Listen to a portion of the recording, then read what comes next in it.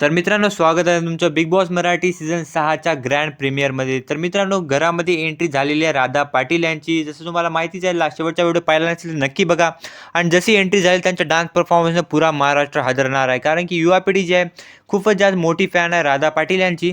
आणि जशी त्यांची एंट्री झाली तर रितेश देशमुख थोडेसे शॉक होते, कारण की पुरा महाराष्ट्र जे आहे त्यांच्या एंट्रीची वाट पाहत होता, की त्यांची entry Bigg Boss Marathi season 6मध्ये झाली तर मजाच येणार. तर त्यांची एंट्री पण झालेली आहे आणि त्यांच्यासोबत थोडी बातचीत पण झाली. येतात त्यांनी धुमाकूळ पण घातलेला आहे. त्यांनी येतात म्हणले, "माझ्या कॉम्पिटिशनला कोणी पण येऊ, ती गौतमी पाटील का असे ना, मला कोणी पण टक्कर देऊ शकत नाही जेव्हा मी स्टेजवर असते."